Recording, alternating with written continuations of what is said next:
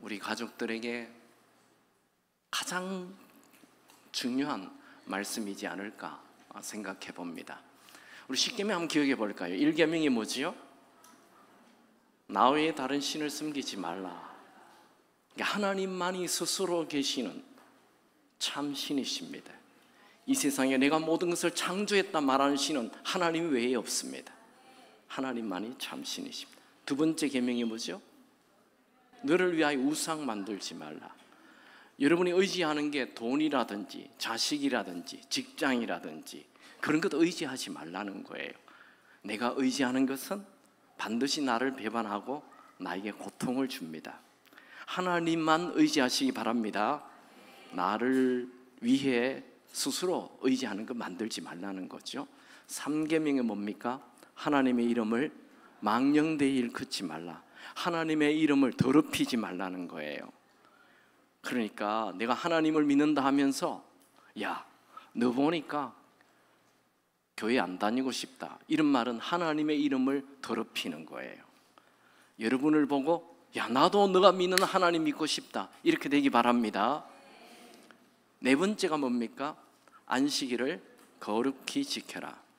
안식일은 하나님 앞에 서는 날이에요. 창조주 하나님 앞에 서면, 내 인생이 과거에 어떻게 망가졌다 하더라도 하나님 앞에 서면 새롭게 출발할 수 있습니다. 언제나 하나님 앞에 가기 바랍니다. 일주일에 하루 하나님 만나는 것, 이게 참 안식을 줘요. 나를 거룩하게 만듭니다.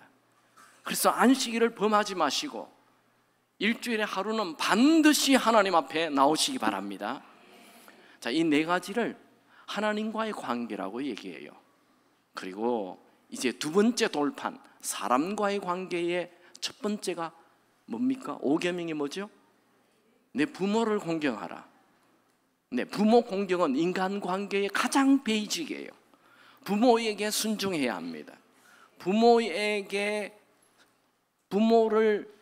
존중해야 합니다. 부모를 섬겨야 합니다. 나는 부모와의 관계가 좋지 않다. 인간관계의 기본이 안 된 거예요. 하나님을 사랑한다면 이제 사람을 사랑해야 되는데, 사람 사랑의 첫 번째가 부모에게 순종하고 부모를 공경하고 부모를 존중하는 것입니다. 아멘입니까? 이제 오늘은 6번째, 우리 아이패드를 혹시 보여줄 수 있나요? 이 십계명은 두 가지 돌판으로 되어 있는데 안 돼요. 좀 손 좀 봐주시고.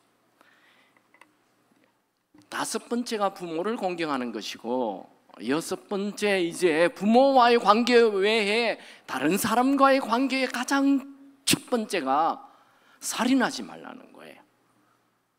이 계명은 내 인생을, 인간관계를 어떻게 해야 하는지를 가르쳐주는, 내 인생을 제대로 작동하게 만들어주는 굉장히 중요한 말씀입니다. 한번 봅시다. 자, 두 돌판 중에 첫 번째는 하나님과의 나와의 관계, 요 수직적인 관계, 하나님을 사랑하라는 거예요. 두 번째는, 두 돌판은 사람과의 관계입니다. 사람과의 관계 첫 번째가 이 부모 공경인데, 부모를 제외한 모든 사람과의 관계의 첫 번째는 요 살인하지 말라, 이게 제일 먼저 나옵니다. 오늘 우리는 이 살인하지 말라는 것을 보고 있어요. 이 살인하지 말라, 히브리 말은 로티르치흐라는 단어인데, 로라는 단어가 앞에 있어요. 이건 결코 뭐뭐 해서 되지 않는다라는 강한 부정입니다. 그러니까 결코 살인해서는 되지 않는다라는 말씀입니다. 거듭 얘기하지만 십계명은 나를 불편하게 하고 나를 축소시키고 나를 꼼짝하지 못하게 하는 이런 감옥과 같은 법이 아니고, 십계명은 나를 보호하고 나를 안전하게 해주고 나를 행복하게 해주는 것입니다. 십계명은 내 인생 보호막이에요. 살인하지 말라는 것은 타인을 죽이지 말라는 것인데, 그건 말고 내가 사람을 살인하면 내가 죽는다는 거예요. 사람을 살인하면 죄책감에 평생 짓눌려 잠도 못 자고 고통 속에 살게 되는 거예요. 결국 이 십계명은 나를 보호하는 법이라는 것입니다. 세상 사람들은 분명한 기준이 없어요. 늘 기준이 바뀌어요. 조선시대의 법이 다르고 지금 시대의 법이 달라요. 또 지금의 법과 10년 후의 법이 또 달라요. 인간의 기준이라는 것은 자꾸 변하는 거예요. 여러분, 집을 하나 지어도 자가 없으면 집을 지을 수가 없어요. 1m가 사람마다 1m가 다르다면 이 집을 못 짓는 거예요.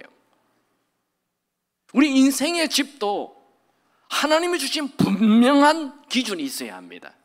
그 분명한 기준이 바로 십계명입니다. 우리에게 십계명이 있다는 것은 큰 축복입니다. 여러분, 살인하지 말라는 것은 상대방의 생명을 해치지 말라는 거죠. 생명은 내 것이 아닙니다. 하나님의 것입니다. 시편 36편 9절에 진실로 생명의 원천이 주께 있사오니, 그러니까 모든 생명은 하나님이 주셨다는 것입니다. 생명은 우리의 것이 아닙니다. 이 세상에 존재하는 모든 사람은 하나님의 형상을 가졌다고 말합니다. 창세기 1장 27절에 보면 하나님이 자기 형상 곧 하나님의 형상대로 사람을 창조하시되, 창세기 9장 6절에 다른 사람의 피를 흘리면 그 사람의 피도 흘릴 것이 이는 하나님이 자기 형상대로 사람을 지으셨습니다. 그러니까 생명이라는 모든 생명은 다 하나님의 것입니다.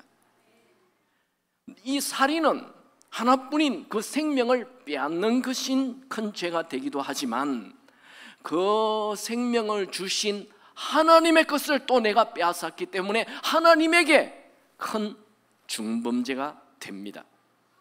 잠깐 여기서 모든 생명은 다 하나님이 주신 것이라고 하니 불교에서처럼 살생을 하면 안 된다 말하는 것은 성경적이지 않습니다. 하나님은 노아에게 노아 이후 육식을 허락하십니다. 창세기 9장 3절에 모든 살아있는 생물은 너희의 먹을 것이 될지라 채소같이 내가 네 것을 너희에게 다 주었노라.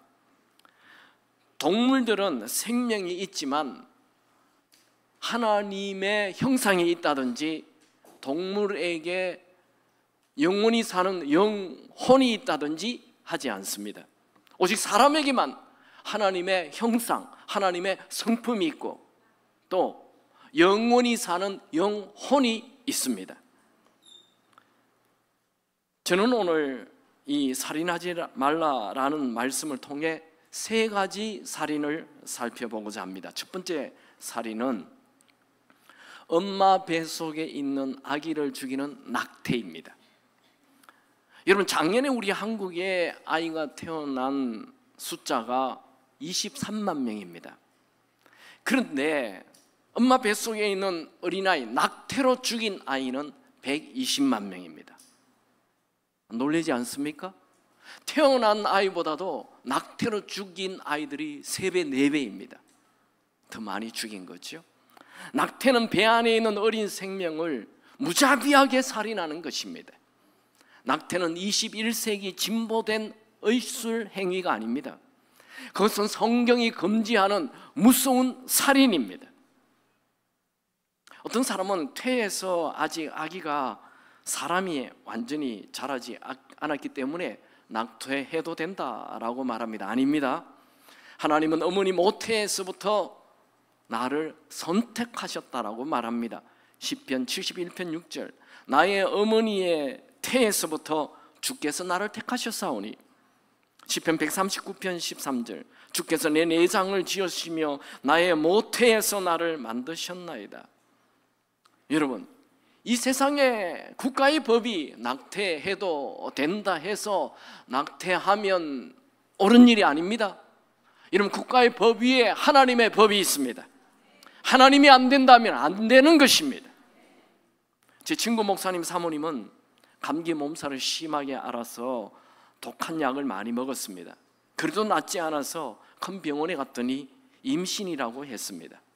병원에서 이 임신한 아이는 다운 증후군 증세가 있어서 유산하라고 했습니다. 목사님은 너무 걱정이 되어서 자기 어머니 권사님에게 가서 의논을 했더니 그 권사님이 혹시라도 그 아이가 좀 부족한 아이가 태어나면 내가 평생 키울 테니까 유산하지 말라. 살인은 하나님의 명령을 거역하는 거다. 그래서 유산하지 않고 아기가 태어났어요. 근데 아주 건강한 아이가 태어났어요. 그 아들이 지금 결혼해서 또 잘 살고 있습니다. 여러분, 하나님을 무서워하는, 이 하나님을 경외하는 자에게는 하나님이 복을 주십니다. 시편 34편 9절에 너희 성도들아 여호와를 경외하라. 그를 경외하는 자에게는 부족함이 없도다. 시편 112편 1절에 할렐루야 여호와를 경외하며 그의 계명을 크게 즐거워하는 자는 복이 있도다. 하나님을 경외하라. 하나님 경외는 십계명을 지키는 것으로부터 시작됩니다. 두 번째 살인은 자기 자신을 죽이는 이 자살입니다. 우리 한국은 OECD 국가 중에서 자살률 1위입니다. 2022년 통계로 1년 자살자가 12,906명입니다. 하루 평균 자살자가 25명입니다. 지금도 25명이 자기 스스로 자기 목숨을 하루에 죽이고 있다는 것이죠. 참으로 슬픈 일입니다. 구약에 자살한 사람들이 한 5명 정도 나오는데 대표적인 사람이 이스라엘의 첫 번째 왕 사울 왕입니다. 사울 왕은 생긴 것도 잘 생겼어요. 사람들의 기대와 사랑을 한 몸에 다 받았던 자입니다. 그가 블레셋과 전쟁에서 자기 몸이 중상을 입었을 때 바로 부하에게 칼을 들고 있으라 뛰어들어서 자살하고 말았습니다. 신약의 대표적인 자살자는 가룟 유다입니다. 가룟 유다는 12제자 중에 가장 머리가 좋고 돈 계산을 잘하는 그런 사람이어서 그는 총무 역할, 재정을 담당하였습니다. 그런데 그가 하나님을, 예수를 부인하고 죄책감에 스스로 목을 메고 자살했습니다. 여러분, 자살은 자신의 삶으로부터 도망치는 비겁한 행위이고 자신의 생명이 자기의 것이라고 착각한 큰 범죄입니다. 여러분, 우리의 생명은 우리의 것이 아닙니다. 성경은 우리는 하나님이 만드신 하나님의 것이라고 말씀하십니다. 에베소서 2장 10절 우리는 그가 만드신 바라 그리스도 예수 안에서 선한 일을 위하여 지으심을 받은 자니. 이사야 43장 1절에는 내가 너를 지명하여 불렀나니 너는 내 것이라. 여러분, 우리는 하나님의 것입니다. 우리는 하나님의 작품, 하나님의 작품 중에도 최고의 작품, 걸작품입니다. 여러분, 자동차의 부품이 몇 개 되지요? 우리 자동차 회사 다니는 분들 2만 개에서 3만 개 정도 된다고 합니다. 요즘은 이제 전기차가 나와서 부품이 한 7천 개로 줄어들었다고 해요. 여러분, 하늘에 날아다니는 비행기는 부품이 몇 개 될까요? 350만 개에서 큰 비행기는 600만 개가 된다고. 여러분, 어느 게 비싸죠? 자동차가 비쌉니까? 비행기가 비쌉니까? 부품이 많을수록 비쌉니다. 부품이 많을수록 정교하고 더 많은 에너지가 들어가는 것입니다. 그러면 사람의 부품은 몇 개나 될까요? 사람의 부품은 여자는 60조개, 남자는 100조개가 됩니다. 아무도 안 놀래요. 그냥 만 단위가 아니라니까요. 억 단위가 아니라니까요. 조 단위인데 60조개. 좀 놀래시기 바랍니다. 60조개, 100조개. 그것도 세포만 해서 그런 거예요. 안에 있는 장기는 빼고 세포만. 우리가 얼마나 많은 세포로, 부품이 많다는 것은 그만큼 귀하다는 거죠. 그만큼 정교하다는 거죠. 그만큼 에너지를 많이 쏟았다는 거죠. 하나님이 우리 한 사람 한 사람에 대하여 얼마나 어마어마한 에너지를 쏟아서 우리가 태어난 것입니다. 성경은 이렇게 말합니다. 시편 139편 14절에 내가 주께 감사하오며 나를 지으심이 심히 기묘하심이라. 성경은 우리 사람은 아주 심히 기묘한, 신묘 막측한 존재라고 말하고 있습니다. 이 사람을, 이 세상에 그 누구도 만들 수가 없습니다. 너무 정밀하고 너무 기묘해서 여러분, 나라는 인물에 대하여 함부로 자살을 하거나 나 스스로를 죽이는 이 학대를 하지 않기 바랍니다. 내가 나 스스로를 보고 낙심하고 절망하고 학대, 자학하는 것은 하나님의 작품을 무시하는 것이며 하나님의 계획을 불신하는 죄입니다. 여러분, 우리는 어느 날 부모의 실수로 태어난 존재가 아닙니다. 우리는 하나님의 계획 속에서 하나님의 뜻이 있어서 이 땅에 태어난 자들입니다. 여러분, 내가 태어나기 전에 하나님은 나를 향한 특별한 계획을 가지고 나를 만드셨습니다. 시편 139편 16절에 보면 내 형질이 이루어지기 전에 주의 눈이 보셨으며, 그러니까 나라는 이 존재가 엄마 뱃속에서 만들어지기 전에 이미 나를 하나님이 이미지를 보시고 이렇게 만들었다는 거예요. 할렐루야. 저는 가는 데마다 사람들이 얘기해요. 눈 떴나 안 떴나. 제 이 눈 사이즈를 그분이 일찍 보고 계획하셨어요. 아멘입니까? 우리 모두는 다 우연히 태어난 것이 아니고 하나님이 태어나기도 전에 이미 계획하셨다는 것입니다. 나를 향한 하나님의 계획이 얼마나 많은지 하늘의 별보다도 더 많은 셀 수도 없는 계획을 가지고 계셨다고 말하고 있습니다. 시편 139편 17절에 하나님이여 주의 생각이 내게 어찌 그리 보배로우신지요 그 수가 어찌 그리 많은지요. 하나님은 나를 향한 어마어마한 경우의 수를 다 가지고 계시고 있습니다. 아무리 큰 실수를 해도 그 실수를 해결할 대안을 가지고 계십니다. 내가 넘어져도 하나님은 또 나를 일으킬 계획을 가지고 계십니다. 내 앞에 홍해가 막혀 있어도 하나님은 계획이 있습니다. 사자굴 속에 들어가도 하나님은 계획이 있습니다. 여러분, 사람들은 왜 자학을 하고 자살을 할까요? 자기에게는 더 이상 길이 없다고 생각하기 때문입니다. 여러분, 모든 길이 다 막혀도 하나님에게는 그 길을 만드실 계획을 가지고 계십니다. 우리 하나님은 광야에 길을 내시는 분이시고 사막에 강을 내시는 분이십니다. 아니, 사막에 어떻게 강이 나겠어요? 얼마나 많은 비가 쏟아져야 사막에 강이 나겠습니까? 그냥 뭐 집 한 채 정도 물 쏟아 붓는다 해서 사막은 물 다 흡수해 버립니다. 강이 어떻게 나겠어요? 여러분의 지금 상황이 사막 같습니까? 물 한 방울 없습니까? 그 사막에 강을 내게 하시는 분이 하나님이십니다. 말씀 볼까요? 이사야 43장 19절 보라 내가 새 일을 행하리니 이제 나타낼 것이라 너희가 그것을 알지 못하느냐 반드시 내가 광야의 길을 사막에 강을 내리니. 그 다음 절을 볼까요? 이 백성은 내가 나를 위하여 지었나니 나를 찬송하게 하려 함이라.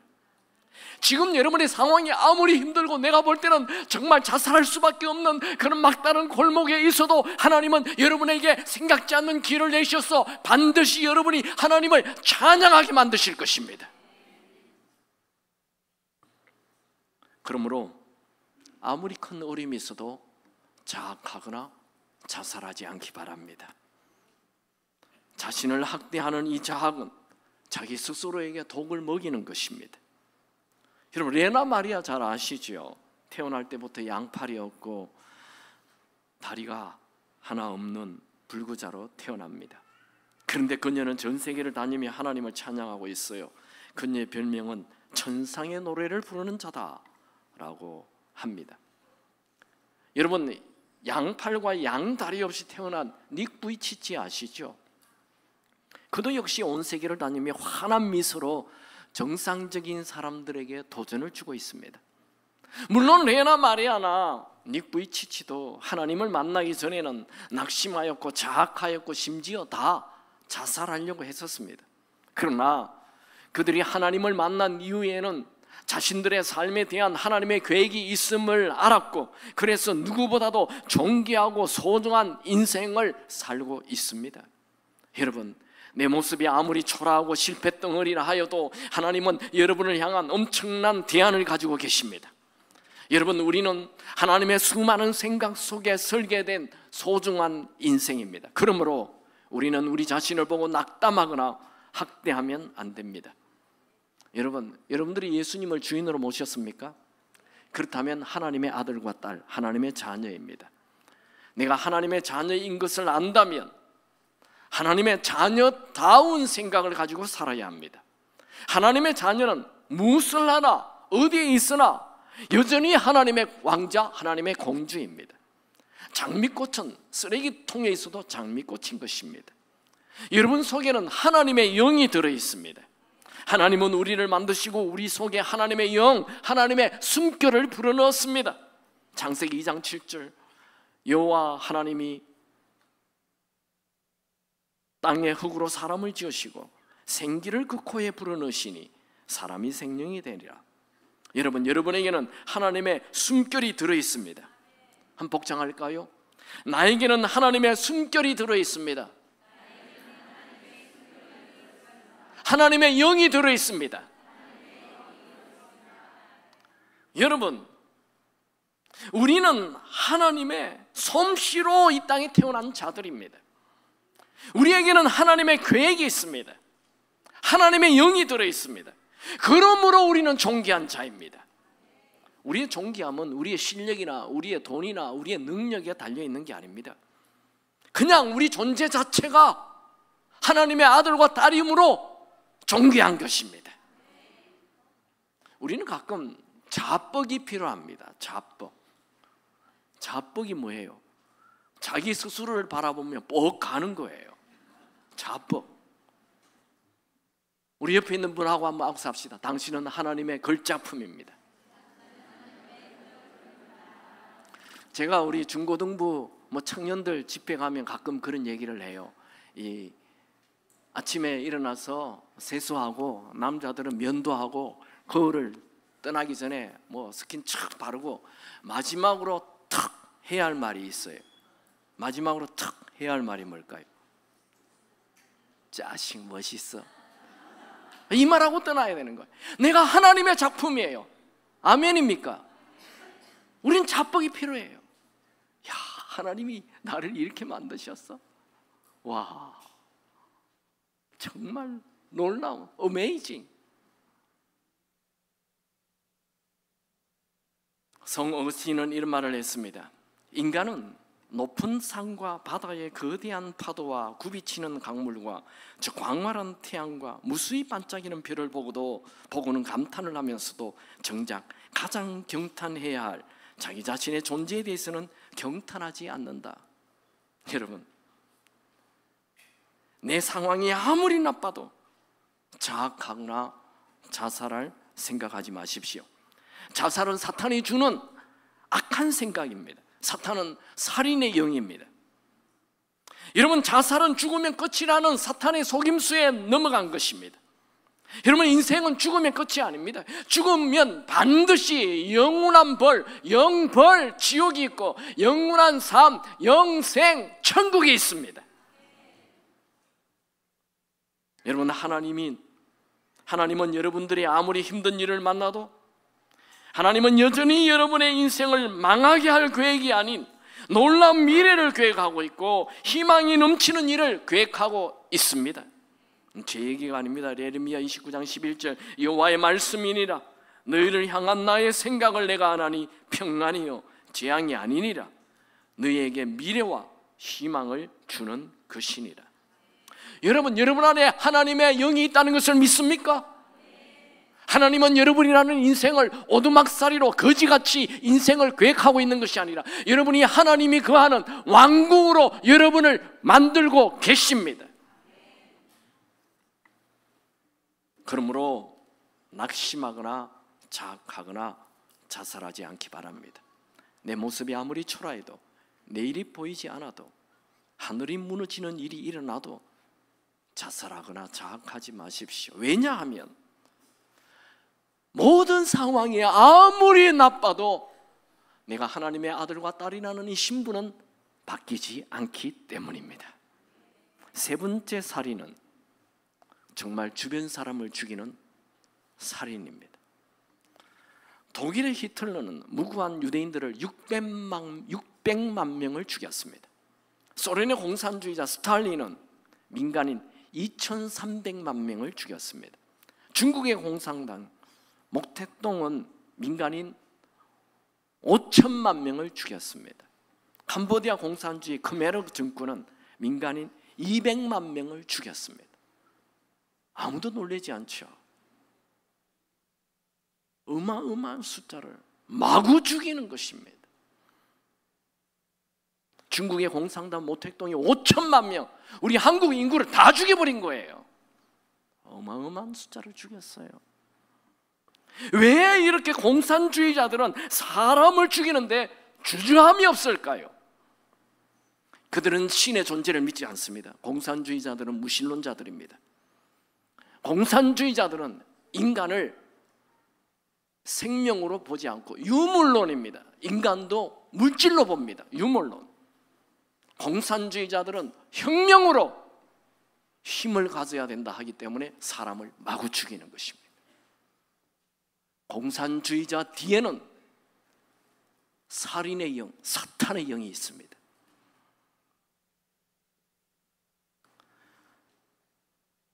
인류 최초의 살인자 가인은 동생 아벨을 죽이지요.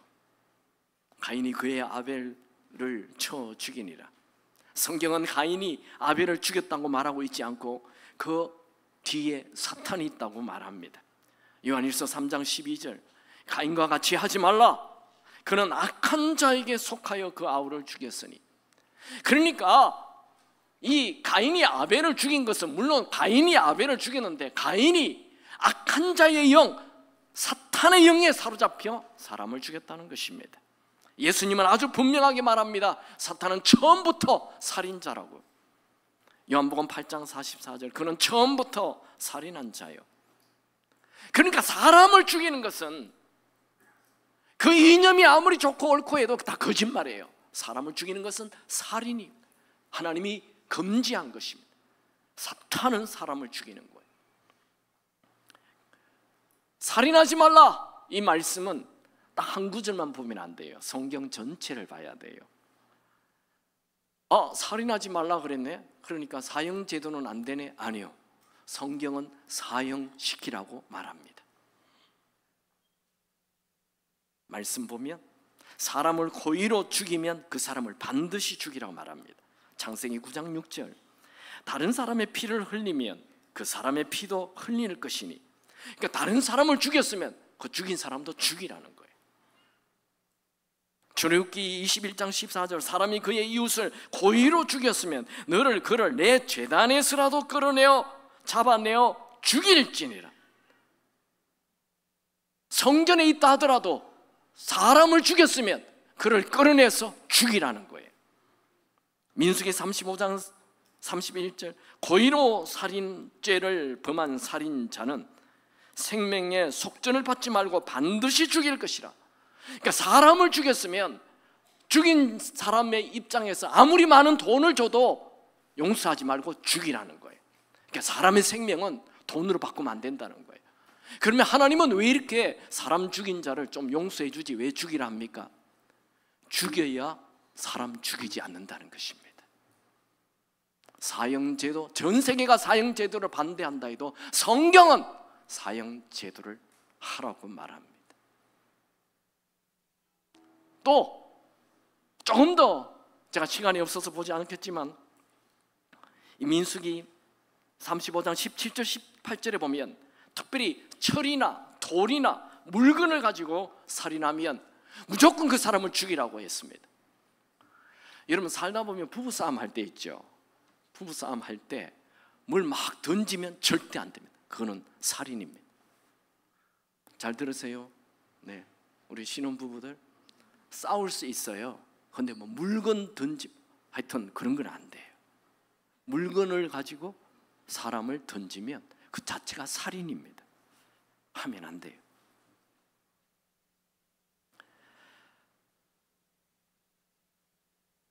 구약 성경에는 우상 숭배하거나 부모를 친다거나 간음하는 자, 율법을 범하는 자 돌로 쳐 죽이라. 사형제도를 말합니다. 그러므로 그냥 6계명만 보고 사형제도를 없애야 된다 말하면 안 됩니다. 그렇다 해서 하나님이 실수로 사람을 죽인 것은 어떻게 합니까? 그것은 도피성을 만들어 가지고 동쪽의 세계, 서쪽의 세계, 도피성에 숨어라. 내가 일을 하다가 도끼를 떨어뜨렸는데 밑에 있는 사람이 맞아서 죽었어요. 이건 고의성이 없어요. 그런데 사람이 죽었어요. 그럴 경우에는 도피성에 가서 숨으라는 거예요. 숨으면 장로들이 모여서 회의를 해요. 다 증거를 조사해서 고의성이 없으면 살려주는 거예요. 하나님은 이 사형제도에 대하여 아주 구체적으로 말씀해 주십니다. 이 도피성에 대해서는 신명기 19장, 여호수아 20장에 자세히 기록되어 있습니다. 여러분, 우리가 지금까지 살펴본 예수를 믿는 자들은 낙태를 하지 않아요. 자살도 하지 않아요.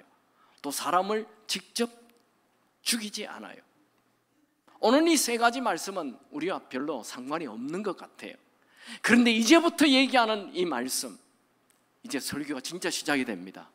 끝나는 줄 알았는데 이제 우리에게는 직접적인 살인은 없지만 간접적인 살인이 굉장히 많습니다. 예수님이 그걸 다뤄요. 예수님께서 직접적인 살인 말고 간접적인 살인을 이제 말씀하십니다. 이제 간접적인 살인을 볼까요? 간접적인 살인은 좀 불편하지만 차분하게 우리 한번 살펴봅시다. 예수님은 살인에 대하여 이렇게 말하죠. 마태복음 5장 21절 22절. 옛사람에게 말한 바 살인하지 말라. 누구든지 살인하면 심판을 받게 되리라 하셨다는 것을 너희가 들었으나 나는 너희에게 이르노니 형제에게 노하는 자마다 심판을 받게 되고 형제에 대하여 나가라 하는 자는 공의에 잡혀가게 되고 미련한 놈이라 하는 자는 지옥불에 들어가게 되리라.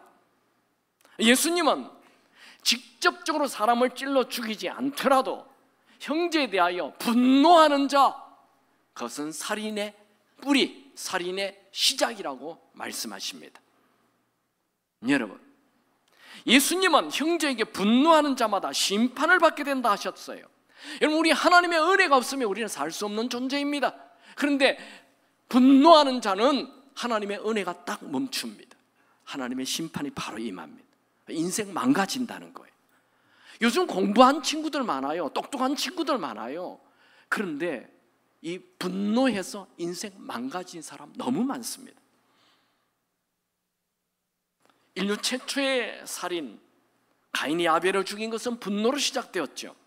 창세기 4장 5절 8절을 보면 가인과 그의 재물을 받지 아니하신지라 가인이 몹시 분하여 안색이 변하여 그의 아우 아벨을 쳐 죽이니라. 가인은 하나님께서 자기의 재물을 받지 않고 자기 동생의 재물을 받으니까 동생에 대한 시기심이 생기고 분노가 생겨서 동생을 죽여버렸어요.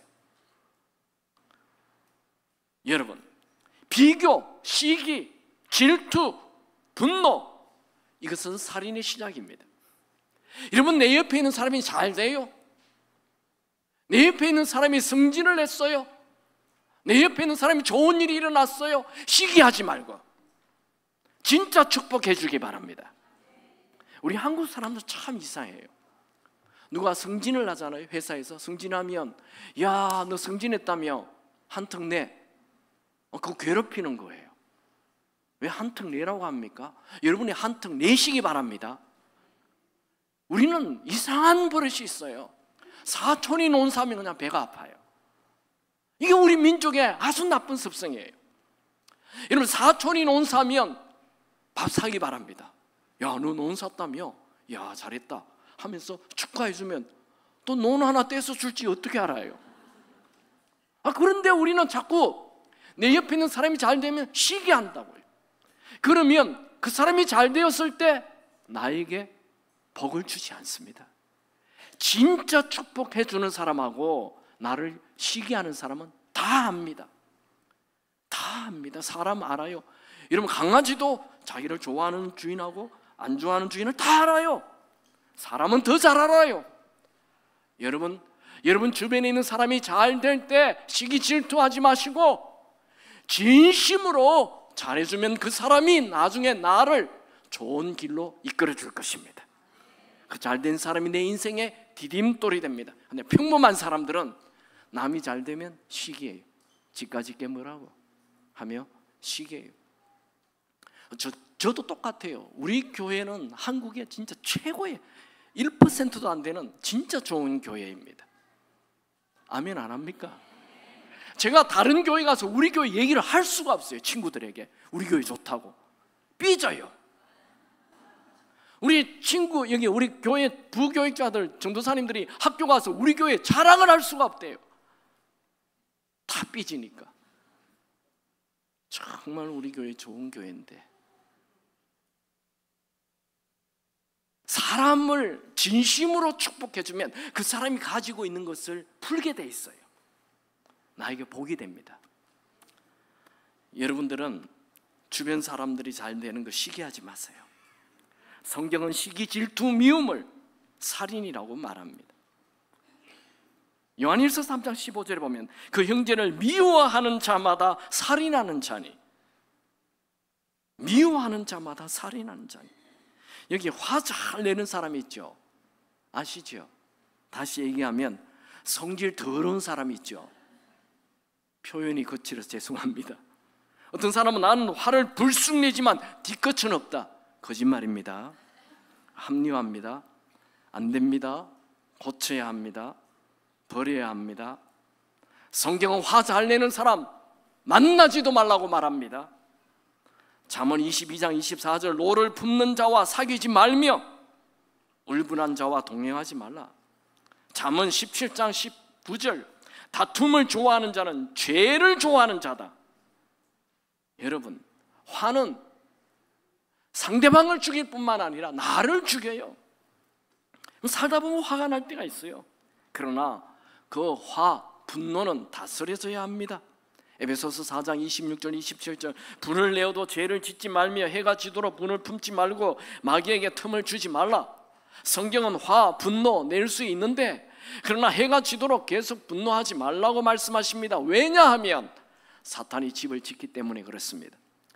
여러분, 우리가 화를 계속 담고 있으면 어떻게 됩니까? 화병 납니다. 그게 암이 되는 거죠. 여러분, 우리는 화를 품고 살도록 창조되지 않았습니다. 화를 낼 수는 있지만 화는 다스려져야 합니다. 화가 났을 때 다스리지 않고 화를 계속 내면 그게 버릇이 됩니다. 습관이 됩니다. 성품이 됩니다. 운명이 됩니다. 저는 여기 있는 우리 어린 아이들, 이 초등학교 밑에 아이들 귀에 있습니다. 부모님들 잘 들으십시오. 꼭 가방에 요 정도 되는 쬐끄만 플라스틱 막대기를 하나 가지고 다니기 바랍니다. 애들 중에 얘기할 때 자기 원하는 대로 안 되면 막 고함치고 뒤로 벌렁 자빠져서 막 이런 애들 있죠. 그거 딱 데리고 와서 화장실에 가가지고 엉덩이, 다른 데 때리면 안 돼요. 엉덩이에다가 요거로 손으로 때리면 안 됩니다. 딱 요만한 거로 찰싹 찰싹 찰싹 딱 3번만 때리면 그거 해결됩니다. 근데 그거를 안 하고 계속 이거 아이인데 뭐 크면 되겠지. 크면 안 됩니다. 이미 화내는 게 버릇이 됐어요. 그 아이는 공부를 아무리 잘해도 인간관계 엉망이에요. 하나님의 심판이 임하기 때문에 은혜가 없어요. 고통스러워요. 자기도 이 화내는 것 때문에 나중에 막 고통스러워요. 사람들이 주변 사람 다 자기를 싫어해요. 화내는 이거 고치지 못하면 이거 고쳐야 돼요. 여러분들은 온유한 자 되시기 바랍니다. 화내는 거 이거 해결해야 돼요. 어릴 때 해결할수록 좋아요. 사람이 온유해야 돼요. 분노의 영, 사탄에게 쓰임 받습니다. 질투의 영, 사탄에게 쓰임 받습니다. 오늘 내가 나사렛 예수 이름으로 명하노니 모든 분노의 영은 떠날지어다. 살인의 영은 떠날지어다. 질투의 영은 떠날지어다. 여러분, 화가 나면 상대방을 보지 말고 나를 봐야 돼요. 내가 왜 이렇게 이 일에 화를 내지? 창세기에 나오는 그 가인이 자기의 재물을 받지 않고 동생의 아벨의 재물만 받는 것을 보고 화를 낼 것이 아니라, 동생은 어떻게 해서 그렇게 하나님이 재물을 받으셨지? 배워야 돼요. 겸손하게 화내지 마시고 배우면 좋은 길이 열립니다. 화가 났을 때 특별히 뭔가 행동하면 안 됩니다. 이건 팁이에요. 화가 났습니까? 홧김에 그냥 회사 그만둔다. 그거 절대 하면 안 돼요. 회사를 그만두더라도 1년 후에 화가 없을 때 생각해서 회사를 그만둬요. 홧김에 그냥 이혼, 이런 거 하면 안 돼요. 네, 뭐 홧김에 내가 이 회의에서 뛰쳐나간다, 이런 거 하면 안 돼요. 홧김에는 일단 행동하면 안 돼요. 화가 났을 때는 마음을 가라앉혀야 돼요. 여러분은 화날 때 어떻게 하세요? 어떤 사람은 껌을 한 통 사가지고 다 입에 넣어가지고 막 씹는다고 그래. 어떤 사람은 화가 나면 막 먹는다고 그래. 네, 살찝니다. 화가 나면 그냥 막 뒤집어 쓰고 아무도 안 만난다. 내 인생 망칩니다. 화가 났을 때 여러분 어떻게 하십니까? 화가 나면 첫 번째, 나를 정말 사랑하는 가족에게 가서 그 마음을 표현하세요. 마음을 표현하는 것은 좋습니다. 치유가 됩니다. 그런데 나를 정말 사랑하는 사람에게 해야 돼요. 친구에게 함부로 하면 나중에 다시 독이 되어 돌아옵니다. 나를 정말 사랑하는 사람에게 내 마음을 표현하는. 두 번째, 하나님에게 다 털어놔요. 그때 욕해도 돼요. 하나님, 그 놈이 이렇게 했어요. 그 니은 년이 다 얘기하세요. 막 다 얘기해버리는 하나님 앞에. 나 이게 이렇게 했다고. 나 진짜 화가 난다고. 세 번째는 당사자를 만나서 당신이 이렇게 했어, 이런 거 하지 마시고 당신의 이런 행동에 내 마음이 아프다고 나를 얘기하세요. 내 마음을, 상대방 얘기하지 마. 상대방 공격하지 말고 나를 얘기하세요. 예를 들면 남편이 늦게 왔잖아요. 아내가 당신 왜 이렇게 늦게 온 거야? 이렇게 하면 공격이 되거든요. 공격은 더 큰 공격이 나옵니다. 아니, 당신은 내가 남편의 고통을 알아? 직장인들의 고통을 알아? 당장 일이 나옵니다. 그러니까 그런 거 하지 마시고 남편이 늦게 오면 나를 얘기하세요. 여보, 당신이 늦게 와서 내가 기다리면서 얼마나 마음이 힘들은지 알아? 혹시 교통사고, 전화도 없고 전화를 하는데 받지도 않고 교통사고 났으면 어떡하지? 내 마음이 너무너무 힘들었어요. 이렇게 내 마음을 얘기하면 상대방이 그래 미안해요 하면서 이렇게 되게 돼 있어요. 좋게 됩니다. 공격하지 마세요. 이게 공격이 버릇된 분들 있죠? 고쳐야 됩니다. 공격하면 안 됩니다. 자, 말씀을 한번 정리해 봅시다. 오늘 살인하지 말라. 첫 번째는 낙태, 태중에 있는 아이를 죽이면 안 된다. 두 번째는 자살, 자기를 죽이면 안 된다. 자학도 자살의 한 부류입니다. 넘어졌을 때 자학하지 말고 다시 일어나십시오. 여러분의 신분은 바뀌지 않았습니다. 하나님은 도와주실 것입니다. 세 번째, 이웃을 죽이는 살인. 이거 하나님이 살인하는 사람은 그 사람의 생명을 거두게 하라 했어요. 죽여라 했습니다. 그러니까 절대 안 됩니다. 근데 간접적인 살인, 요거 많이 해요. 우리 예수 믿는 사람들 이거 많이 합니다. 미움, 분노, 뒷담, 비난, 인격 무시. 성경이 이걸 또 다 살인이라고 말해요. 여러분 뒷담하지 마세요. 코앞에서 삐죽거리지 마세요. 결국 내 인생 망치게 됩니다. 축복이 다 떠나가 버립니다. 하나님의 은혜가 더 이상 오지 않습니다. 좋은 미래 열리지 않아요. 싸우지 마세요. 싸울 수 있는 상황에 싸우지 않는 것이 실력입니다. 그럴 때 하나님의 은혜가 들어옵니다. 축복이 들어옵니다. 여러분, 이 살인하지 말라는 하나님의 이 준엄한 명령을 무시하거나 못 들은 척하거나 모른 척하지 마십시오. 우리는 지금까지 살인에 대해서 살펴봤습니다. 우리 인생에 일어나는 수많은 일들, 잘못을 정확하게 따질 수 없습니다. 내가 본 것이 다 정확하지 않습니다. 내가 들은 것이 다 정확하지 않습니다. 하나님만 정확하게 아십니다. 남들이 나를 공격하고 있지만 내가 또 공격하면 상황은 더 나쁘게 가게 되어 있습니다. 이 세상 그 누구도 완전한 사람이 없습니다. 그래서 좀 너그럽게 사시기 바랍니다.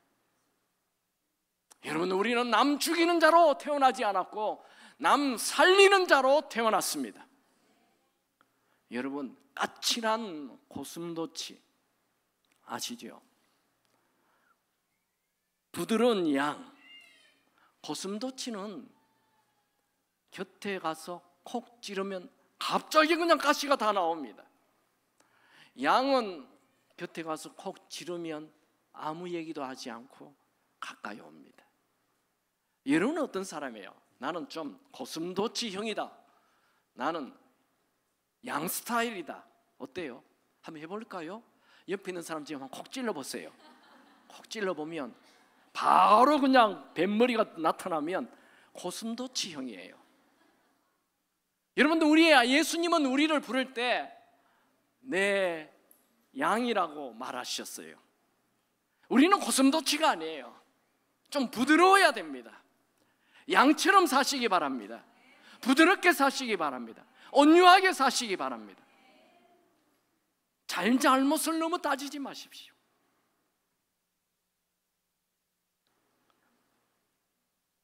혹시 내가 실수했으면 진심으로 사과하면 됩니다. 그러면 관계가 좋아집니다. 여러분, 주변 사람들에게 상처 주는 자로 살지 마시고 치유하는 자로, 격려하는 자로. 아멘이 없어서 다시 얘기합니다. 여러분, 주변 사람들에게 상처 주는 자로 살지 마시고 치유하는 자로, 격려하는 자로, 살리는 자로, 세워주는 자로 사시길 축원합니다. 온순한 자가 좋습니다. 잠언 15장 4절에 온순한 혀는 곧 생명나무이지만 패역한 혀는 마음을 상하게 하느니라. 부부끼리 이렇게 말하면 좋을 것 같아요. 나는 당신과 함께 있으면 힘이 납니다. 나는 다시 태어나도 당신과 결혼할 겁니다. 나는 당신 때문에 살만 납니다. 아무도 나야 아멘이 없어서 제가 다시 한번 얘기합니다. 나는 당신과 함께 있으면 힘이 납니다. 나는 다시 태어나도 당신과 결혼할 겁니다. 나는 당신 때문에 살만 납니다. 나는 나이가 들수록 당신이 더 좋습니다. 근데 목사님, 나는 다시 태어나도 당신과 결혼할 거예요. 이건 안 하고 싶은데요. 자녀들에게는 이렇게 하십시오. 아들아, 매일 너를 위해 기도하고 있단다. 힘내라. 아들아, 너는 하나님께 귀히 쓰임을 받을 것이다. 아들아, 너의 미래를 축복한다. 아들아, 너는 아빠의 인생보다 1000배, 10,000배 더 아름다운 인생을 살게 될 것이다. 아들아, 나는 네가 자랑스럽단다. 여러분, 우리는 우리 가족뿐만 아니라 내 주위에 있는 자들에게도 축복의 말, 격려의 말, 사랑의 말을 해야 합니다. 미국 미네소타주의 한 고등학교 수학 선생님 헬레는 아이들에게 하얀 종이를 나눠주고 자기 이름을 쓰고 그 옆에 친구들을 돌리게 하였습니다. 그리고 그 친구는 자기 위에 있는 친구의 이름을 보고 그 친구의 장점을 기록하라고 했습니다. 그래서 모든 아이들에게 그 종이가 다 돌아갔습니다. 헬렌 선생님은 집에 돌아가서 아이들의 쓴 그 내용을 자기가 새로운 종이에다가 다 옮겨 적었습니다. 그리고 그 아이를 향한 기대도 적어서 그 종이를 월요일 아침에 아이들에게 다 나눠줬습니다. 아이들은 그 종이를 보고 다 행복해하며 순식간에 교실 안이 웃음소리가 넘쳤습니다. 와우! 감사합니다. 완전 멋져요. 나에게 관심 있는 사람이 이렇게 많은 줄 몰랐어요. 내가 이런 사람이 되리라 생각한다니 가슴 뿌듯해요. 그리고 10년의 세월이 흘러 헬렌은 자기 학생이었던 마크라는 학생이 베트남 전쟁에 참여했다가 사망했다는 소식을 듣고 장례식에 참석했습니다. 장례식에 참석하자 마크의 부모님이 헬렌 선생님에게 마크의 지갑에서 꼬깃꼬깃 접힌 낡은 종이를 꺼냈습니다. 오랜 세월을 지나면서 닳고 다른 종이었습니다. 헬렌 선생님은 그 종이가 자기가 준 그 종이라는 것을 알았고 그 글씨체를 보고 자기가 쓴 글이라는 걸 금방 알았습니다. 그리고 눈물이 흘렀습니다. 마크의 부모는 마크가 반 친구들이 써준 장점 목록을 항상 가지고 다녔다고 말했습니다. 주변에 있는 마크의 친구들도 헬렌 선생님에게 자신들의 지갑에서 종이를 하나씩 꺼냈습니다. 여러분, 우리 모두는 격려가 필요합니다. 하나님은 우리를 지으시고 보시기에 심히 좋았더라 말씀하였습니다. 우리도 우리 주변에 있는 사람들에게, 내 가족에게, 교우들에게 당신은 정말 보기 좋은 사람입니다. 나는 당신을 기대합니다. 당신의 인생에 좋은 일이 일어날 것입니다. 이런 격려와 축복의 사랑의 말을 할 수 있게 되기 바랍니다. 지금 한번 해볼까요? 옆에 있는 사람을 보고, 형제를 보고, 집사님, 권사님을 보고, 당신은 하나님의 걸작품입니다. 당신은 정말 보기 좋습니다. 여러분, 오늘 주보에 이런 메모지를 다 받았을 것입니다. 격려 카드라고 해서 여러분들이 여러분 주변에 있는 모든 사람들에게 이렇게 격려의 카드를 자주 평소에 쓰십시오. 제가 이걸 100장씩 드리려 하다가 그냥 샘플로 5장만 준비했습니다. 자주 집에 이 카드를 적어놓고 가족들에게, 교우들에게 비난할 시간이 있으면 격려하시기 바랍니다. 관계가 좋아지게 될 것입니다. 여러분, 오늘 말씀 최소한 10번 이상 들으시고, 내가 정말 이제 살인하는 자가 아니라, 분노하는 자가 아니라, 남 공격하는 자가 아니라 살리는 자로, 세워주는 자로, 축복하는 자로, 살아가는 사람으로 살기로 결심하시기 바랍니다. 아무리 공부를 잘해도 살인하는 사람, 남 싸우기를 좋아하는 사람, 남 공격하기를 좋아하는 사람, 남에게 상처 주는 사람 인생 절대로 되지 않습니다. 공부보다 100배, 1000배 더 중요한 하나님의 중요한 말씀, 살인하지 말라, 이 말씀을 마음 깊이 받아들이시기 바랍니다. 누구도 말하지 않는 하나님 말씀만이 가르쳐 주시는 살인하지 말라 말씀, 이 십계명을 옛날의 계명으로 쳐 던져버리지 마시고 이 말씀을 오늘 지금 나에게 하시는 말씀으로 무겁게 받아들일 수 있게 되기 바랍니다. 만약에 여러분들이 험담, 비난, 뒷담, 비판, 싸움을 멈추고 남을 살리는 자로 산다면 여러분의 미래는 놀라운 미래가 펼쳐질 것입니다. 에베소서 4장 29절, 무릇 더러운 말은 너희 입 밖에도 내지 말고 오직 덕을 세우는 데 소용대로 선한 말을 하여 듣는 자들에게 은혜를 끼치게 하라. 데살로니가전서 5장 11절, 그러므로 피차 권면하고 서로 덕을 세우기를 너희가 하는 것 같이 하라. 말씀을 마칩니다. 여러분, 남 죽이면 내가 죽는다는 것을 기억하십시오. 사울 왕은 다윗을 죽이려다가 자신이 죽고 말았습니다. 여러분, 남 살리면 내가 산다는 걸 기억하십시오. 요셉은 감옥 안에서 주변 사람들의 꿈으로 그들을 살려줬을 때 자기의 꿈이 이루어지고 말았습니다.